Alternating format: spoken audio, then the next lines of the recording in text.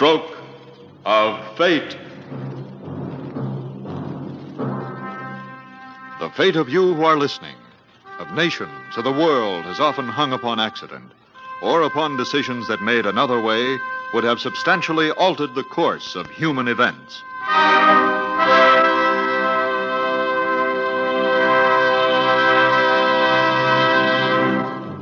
Suppose by a stroke of fate, Eli Whitney had failed to invent the cotton gin. Would slavery have disappeared from the South before the Civil War? Suppose fate had decreed that the one vote by which Congress failed to impeach President Johnson had been cast for his impeachment. Yes, much depends upon a stroke of fate. And tonight we rewrite history as we present The stroke of fate that could have made Russia our neighbor in Alaska today. It is almost impossible to overestimate the importance of our purchase of Alaska, or Russian America, as it was called up to 1867. For had that purchase not been completed, the United States and Canada might very well today have Russia as their next-door neighbor, with all that implies. Our story tonight is historically true for about two-thirds of our drama, when the stroke of fate occurs which changes history. After that, we are guided by speculation. Our story is related by the Secretary of State in the cabinets of Lincoln and Andrew Johnson, William H. Seward.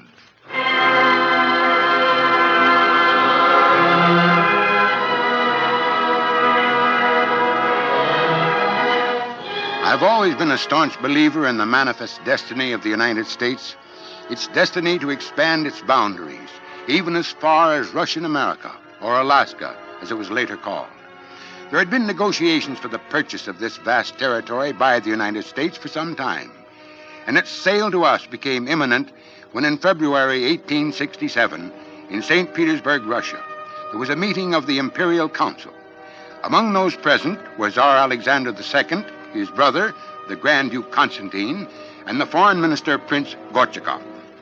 Your Imperial Majesty. Yes, Duke Constantine. I am of the opinion that we should inform the United States as soon as possible that we will sell Russian America to her for the sum of $5 million American dollars. Your Imperial Majesty. You have objections, Prince Gorchakov? Sire, during the administration of the American President Buchanan, we were offered $5 million and we deferred the sale. I believe we should not now sell for less than $10 million American dollars. And if the Americans will not pay $10 million, Prince Gorchakov? Then I hesitate to recommend that we should sell, at least at present. There may be untold wealth in Russian America. We know there has been gold found along the Stikine River. But the ore is of extremely low-grade quality and scarcely worth the cost of mining. Sire, in addition to the territories proving unprofitable, there are other vital reasons why we should sell. I have read the memoranda from the Imperial Council, and I agree with the majority. Russian America is too distant from us to govern well. Britain is desirous of seizing it, and the cost of our sending troops to protect it would be more than Russian America is worth, especially as we prefer to consolidate our power in Korea and elsewhere in the Far East. Prince Gorchakov. Yes, sire. You will please inform our minister to the United States, Baron de Steckel, that he is to resume negotiations with the United States for its purchase of Russian America.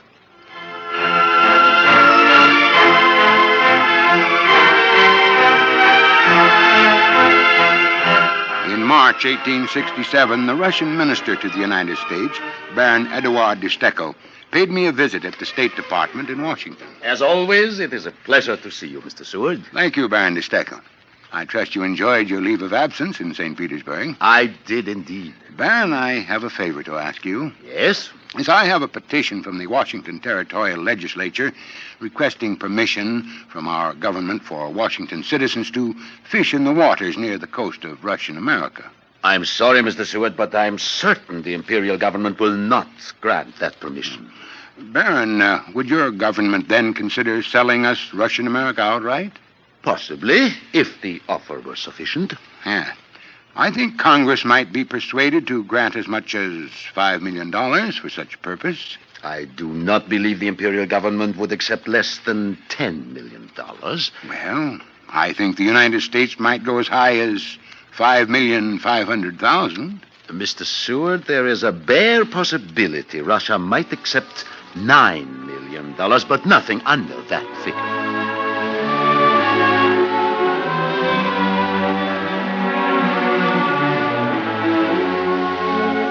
With the problem of these negotiations occupying my thoughts night and day, it was natural for me to discuss them not only with my son Frederick, the Assistant Secretary of State, but also with my daughter-in-law Anna, who since the death of my beloved wife 2 years before had become one of my close confidants. And one evening when I arrived home... Father Seward, is that you? Yes, Anna. Good evening, Father. Good evening, my dear. Anna, we've done it. Baron de Steckel and I have just drawn up an outline for a treaty ceding Russian America to the United States. And tomorrow I'm presenting it to President Johnson and the Cabinet for approval. Oh, I'm glad, Father. Congratulations. Well, thank you, my dear. It's a great bargain. Over 560,000 square miles for $7,200,000. Anna, this territory has a wealth of lumber, furs, fisheries, coal, and other minerals. Russia couldn't develop them, but Yankee ingenuity will. But, Father, are you sure the Senate will ratify your treaty? Well, first we have to worry about the Tsars agreeing to the treaty, to the purchase price and the terms.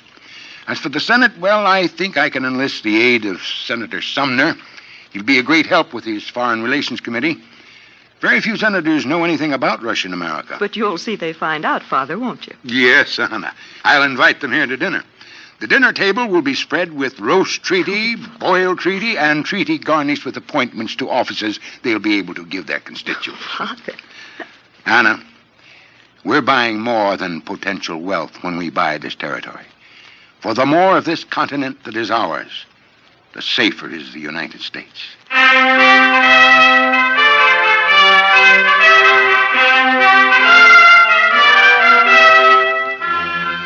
Our outline of the Treaty of Purchase was approved by President Andrew Johnson and his cabinet. On March 25th, Baron de Steckel cabled a summary of the proposed treaty to Prince Gorchakov. The evening of March 29th, I had a little family gathering at my home. We were playing cards, whist. I hope my next hand is better. I believe it is my deal. Father. Oh, yes, Anna? Baron de Steckel is here to see you. At this hour? Oh, will you take my place at the table, dear? Of course, Father Seward. Why, I believe it's mine. Well, good evening, Baron. Mr. Seward, I have a dispatch from my government by cable. The Emperor gives his consent to the cession of Russian America. Excellent. Tomorrow, if you like, I will come to the department and we can enter upon the treaty. Why wait until tomorrow? Let us draw up the entire treaty tonight. But your department is closed. You have no clerks, and my secretaries are scattered about the town. Well, never mind that. If you can muster your legation together before midnight, you will find me awaiting you at the department, which will be open and ready for business.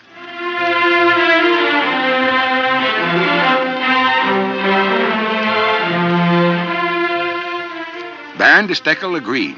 I immediately sent word to Charles Sumner, chairman of the Senate Committee on Foreign Relations, and asked him to join us. In the presence of Mr. Sumner, the Assistant Secretary of State, and several clerks, Baron de Steckel and I completed drawing up the treaty at 4 o'clock Saturday morning, March 30th, 1867. That same day, President Johnson had it sent to the Senate for approval.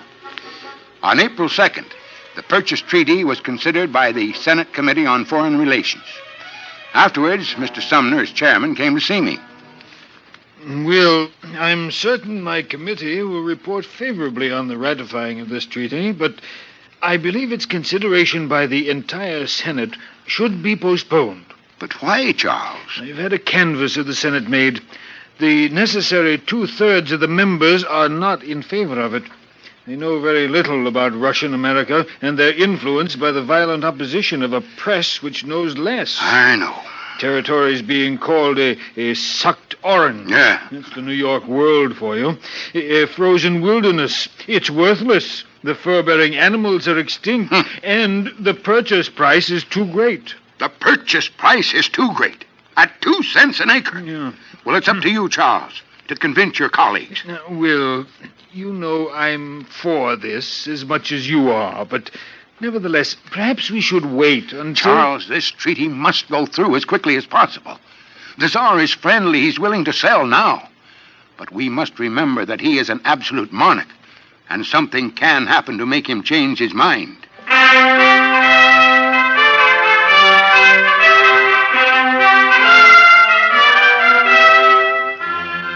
On April 8th, 1867, the treaty was favorably reported out of the Senate Committee on Foreign Relations. And on April 9th, it was submitted to the Senate for ratification. Charles Sumner made a speech more than 3 hours long, urging its passage. In conclusion, he suggested that in place of Russian America, the territory now be called by its native name, Alaska, meaning Great Land. Will, the Senate has ratified the treaty 37-2. The country should be very grateful to you, Charles. Thank you, Will. But you're going to have a great deal of trouble, Will, when the President asks the House of Representatives to appropriate the money for Alaska. Well, why do you say that? Well, some of the congressmen were furious that the House had not been consulted about this treaty. But constitutionally, the treaty-making powers are lodged only in the President and the Senate. I know, Will. But the President is going to have to ask the House to vote that money for the purchase. And these representatives are going to challenge the right of the President and the Senate to oblige them to make an appropriation. They say we're trying to force them into it without their having been consulted in the first place. And besides, they detest the President. You'd better be prepared for trouble, Will. Considerable trouble.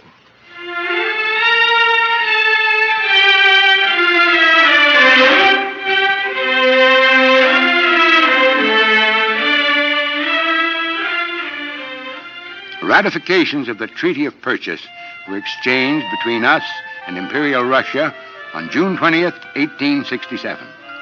Pending the voting of the purchase price by the House, and certain the money would be voted, on October 18th, there were ceremonies at Sitka, capital of Alaska, during which there was a formal transfer of the territory from Imperial Russia to the United States. Amid cannon salutes, the Russian colors were lowered.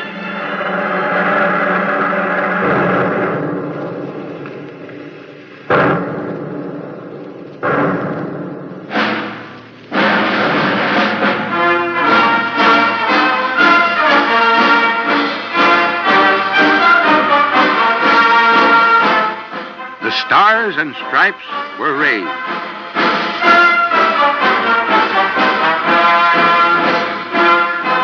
On December 3rd, 1867, President Johnson requested the House appropriate the money for the Alaskan purchase. And there was a storm of protest. Because of Seward's folly, we are to pay over $7 million for a land that is utterly worthless, where it rains over 300 days a year, where domestic animals are unknown, and man can find no food except fish. None but criminals would ever live in such a place.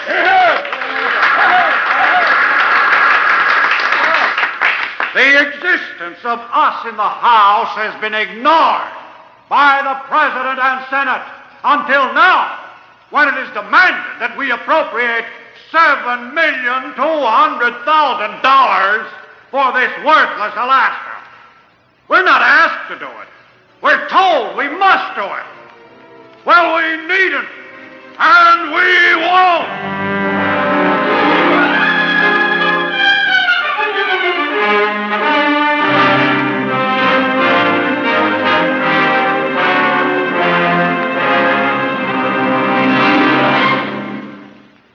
You are listening to a dramatic conception of The stroke of fate that might have made Russia our neighbor in Alaska today. Our story has been historically true so far and continues to be up to the stroke of fate that might have changed history. From then on, speculation based on historical possibility.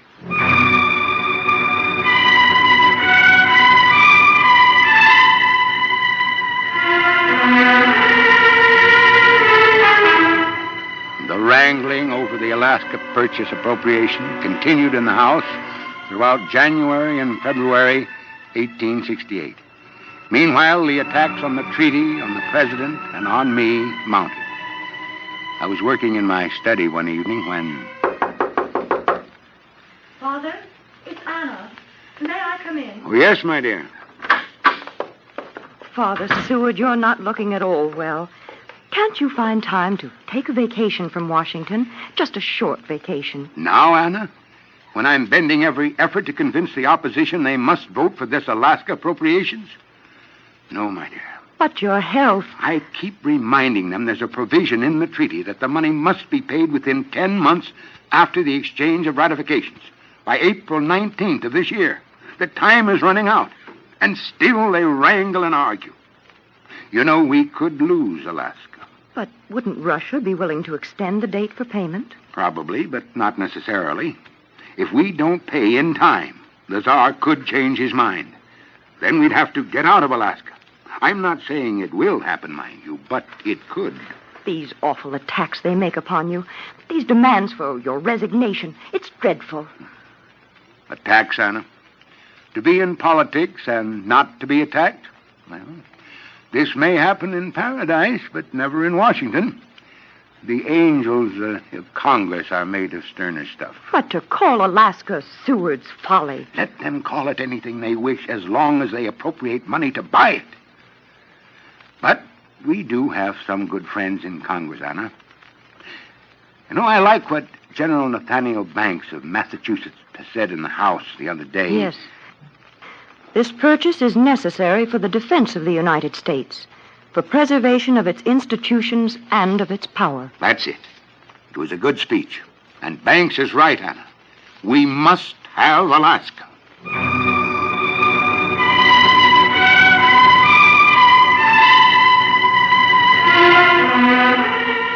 Some of the opposition within Congress stemmed from dislike of President Johnson, who, of course, favored the appropriation, and whom Congress was determined to impeach, with the excuse being his violation of the Tenure of Office Act.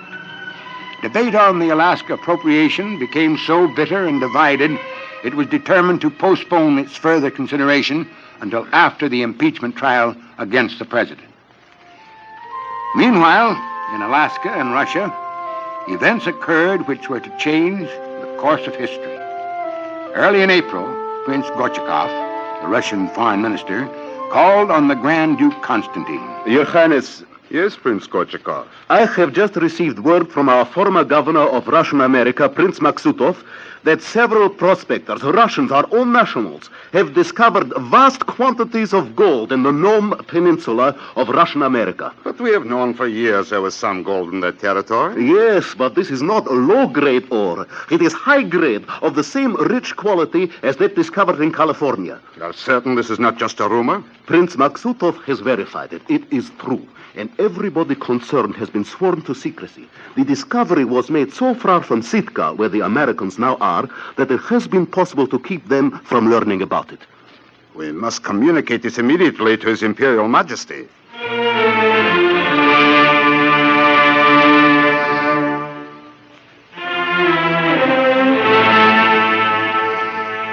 Gold has been discovered in the Nome Peninsula. Well? Sire, this is apparently a gold discovery of the greatest proportions. Your Imperial Majesty, this may be of incalculable wealth. Hundreds of millions of rubles worth of gold have been taken from the California goldfields. This discovery may be worth as much or even more. But we have already ceded Russian America to the United States. Pardon, sire. But according to the treaty, the Americans must pay us the purchase price by midnight of April 19th. This is now April 2nd. If they have not paid Russia by that time, we can declare the treaty to be null and void. And risk losing the friendship of the United States? But, Your Imperial Majesty, we have acted in good faith. We have even, pending payment, transferred the territory to the United States. It is they who may well fail to live up to the agreement. Justice is on our side. Sire, the territory was unprofitable for us. But now, why sell for $7 million American dollars what we know to be worth a great deal more? With this gold, we can finance our expansion in the Far East. But let us suppose that if we are not paid by the 19th, we declare the treaty to be void and we officially reoccupy the territory. When the gold discovery becomes known, Americans and Canadians will pour into the territory, and either the United States or Britain will annex it. Not if we send sufficient troops for protection, sire, and decide to govern it well. Sire, Russian America might well become our treasure house. I will consider what to do. And in the meantime, complete secrecy must be observed so that this news does not become public.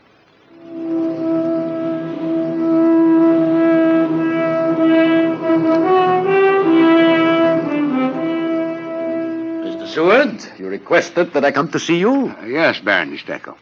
Won't you please sit down? Thank you. Baron, I have a request to make of you. I'm sure granting it will be just a matter of form. Yes, Mr. Seward. The time for our payment of the Alaskan purchase price runs out in a few days. I wish to ask that the payment date be extended, say, 3 months. I'm sorry, Mr. Seward, but that cannot be done. Cannot be done. I have received cabled instructions from the foreign minister that if the $7,200,000 are not voted by midnight April 19th, Russia will declare the treaty to be void. But in heaven's name, why? Mr. Seward, I have no knowledge whatsoever of the reasons for this instruction. I am as surprised as you are. But if payment is not made by midnight April 19th...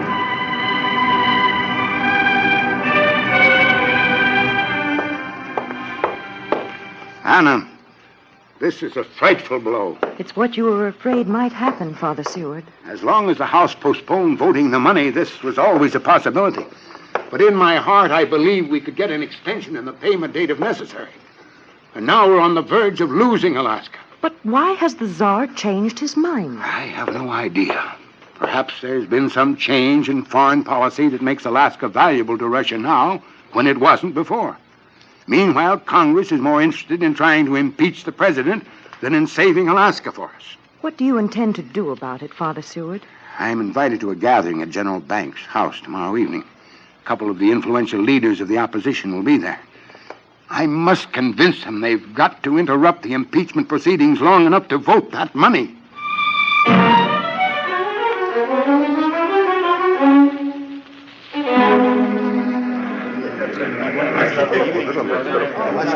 Congressman, I wonder if I could talk to you privately for a few minutes. Oh, yes, Seward, if you wish.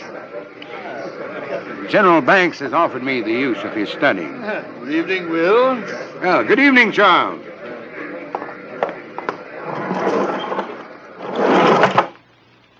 Congressman, you've been outspoken in your opposition to paying for Alaska. That much money? I certainly have. It's not worth it. But sooner or later, under ordinary circumstances, the House would vote that appropriation. Maybe. But we're in honor bound to pay. Our national honor is at stake. Not any longer. It's the Russians who are changing their minds. Only because the dilatory tactics of the House have given them that opportunity. Congressman, can't these impeachment proceedings be interrupted long enough to vote for this appropriation? Debate on the bill was postponed because of the amount of opposition. And there's still enough opposition to keep it from passing now. But you're the leader of the opposition. And unless you bring your influence to bear, we'll lose Alaska. Good riddance. I've never been in favor of that treaty, Seward. As far as I'm concerned, Alaska is still just a dreary waste of glaciers, icebergs, white bears, and walrus. It means expelling another monarch from this continent. Why expel the Tsar? Imperial Russia's our friend. Britain isn't. If that's your argument, we'd be better off trying to buy or annex the Canadian provinces. But we're not buying the Canadian provinces.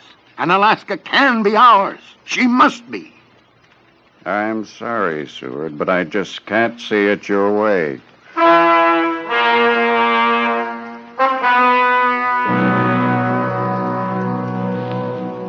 Anna, tomorrow is our last chance.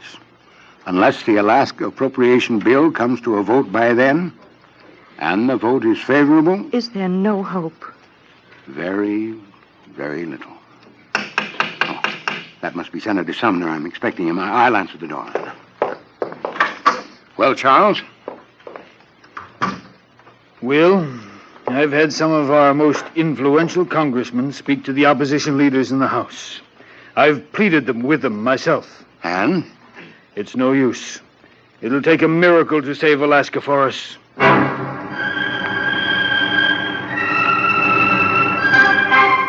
There was no miracle. Today is May 16th, 1868.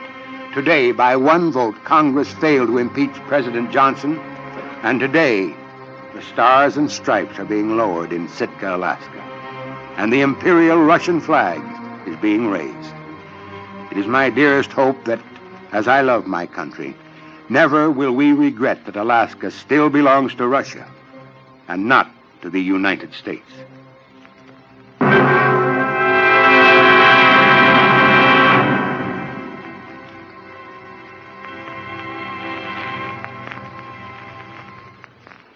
Ladies and gentlemen, please recall this scene in which the stroke of fate occurred which might have indeed changed history. Your Highness, Yes, Prince Gorchakov. I have just received word from Russian America that several prospectors, Russians, have discovered vast quantities of gold in the Nome Peninsula. Gold of the same rich quality as that found in California. And here to explain the significance of our stroke of fate and to speculate further is our consultant on tonight's program, the eminent historian editor of the Encyclopedia of American History and professor of history at Columbia University, Dr. Richard B. Morris. It was fortunate that gold was discovered around Nome in 1899 instead of in 1868, as in tonight's story. Had the Russian negotiators been aware of Alaska's potential riches and the gold in the Klondike just east of Alaska, it is not unlikely the Tsar would have changed his mind. An absolute monarch, he could have called off the deal for any number of reasons once we failed to live up to the purchase agreement. In actuality, Seward managed to get the Russians to extend the time limit for payment, and the Alaskan Appropriation Bill was finally passed on July 14, 1868. Today, few, if any, Americans would be prepared to deny that Seward's folly was one of the most brilliant investments in American history. Economically, Alaska has paid for itself scores of times. But far more important, the purchase of Alaska proved to be one of the most fortunate strokes of fate for our country's military security. Had Russia kept Alaska, either of two unfortunate eventualities could have occurred. In the first place, Russia, whose fleet was annihilated by the Japanese in 1905, could not have defended Alaska from Japanese invasion. Had Japan then consolidated her position in Alaska as she did in East Asia, the Pearl Harbor disaster of 1941 might have been no more than a minor tragedy of World War II. That date, which will live in infamy, could well have seen a sneak attack from Alaska against America's major industrial targets, and the entire course and strategy of our war in the Pacific would have been altered. On the other hand, President Theodore Roosevelt, who mediated peace between Russia and Japan in 1905, might conceivably have forced Japan to keep her hands off Alaska by courageously applying the Monroe Doctrine. If so, the Soviet Union today would be in control of air bases within striking distance of our great cities. The strategic Arctic route for the joint defense of Canada and the United States against communist aggression would be virtually sealed off, and every part of our country would be within range of Soviet planes carrying thermonuclear devastation. Yes, for America and the democracies of the West, it was indeed a fortunate stroke of fate that Alaska did not remain in Russian hands. Thank you, Dr. Morris. We invite you to listen next week to hear what might have happened if, by a stroke of fate, Alexander the Great had lived beyond the age of 32 and continued his conquest of the world.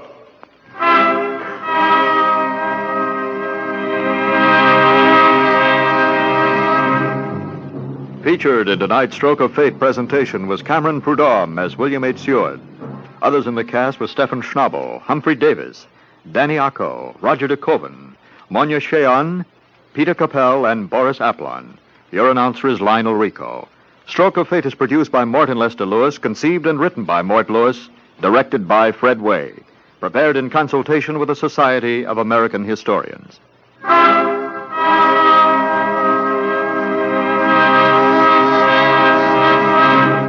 This is the NBC Radio Network.